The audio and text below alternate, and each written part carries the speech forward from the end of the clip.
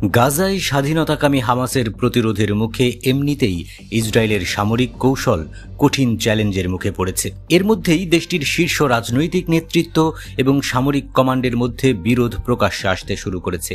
সম্প্রতি প্রধানমন্ত্রী বেনিয়ামিন নেতানিয়াহুর পুরো গাজা দখলের পরিকল্পনার তীব্র বিরোধিতা করেন সেনাপ্রধান ইয়াল জমির। এ নিয়ে নেতানিয়াহু ও জমিরের মধ্যে তর্কাতর্কি পর্যন্ত হয়। এই বিরোধের রেশ কাটতে না কাটতেই এবার নিরাপত্তামন্ত্রী ইসরায়েল কাটজের সঙ্গে ঝামেলায় জড়িয়েছেন ইসরায়েলি সেনাপ্রধান। মধ্যপ্রাচ্য ভিত্তিক গণমাধ্যমগুলো বলছে, কিছু ঊর্ধ্বতন সামরিক কর্মকর্তার নিয়োগের তালিকা দিয়েছিলেন সেনাপ্রধান জমির, তবে তাতে অনুমোদন দিতে অস্বীকৃতি জানান নিরাপত্তামন্ত্রী কাটজ। আর এ নিয়ে দুজনের মধ্যে বেঁধেছে তুমুল ঝামেলা।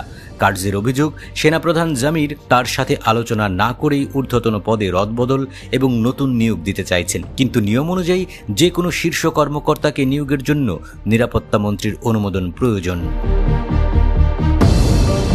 এখন সেনাপ্রধান জামিরের পছন্দের ওই শীর্ষ কর্মকর্তাদের নিয়োগের অনুমোদন দেবেন না ইসরায়েলের নিরাপত্তামন্ত্রী কাটজ, আর তার কথার তোয়াক্কা না করে ওই সামরিক কর্মকর্তাদের নিয়োগের কথা প্রকাশ্যে ঘোষণা করেছেন সেনাপ্রধান। ইসরায়েলের এই অভ্যন্তরীণ বিভেদ এমন এক সময়ে সামনে এলো যখন হামাস যোদ্ধাদের তীব্র প্রতিরোধে ইসরায়েলি সেনারা দিন দিন ব্যাকফুটে চলে যাচ্ছে।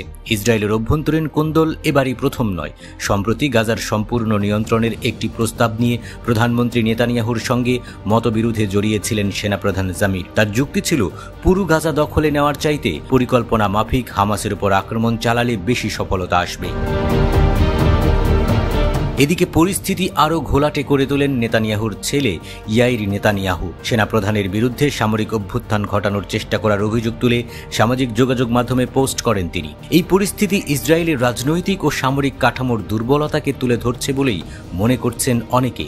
কারণ যুদ্ধের মতো কঠিন পরিস্থিতিতে শীর্ষ নেতৃত্বের মধ্যে ঐক্য প্রয়োজন, কিন্তু ইসরায়েলের ক্ষেত্রে তা অনুপস্থিত। এটি তাদের যুদ্ধ জয়ের আশা আকাঙ্ক্ষাকে আরও অনিশ্চিত করে তুলেছে।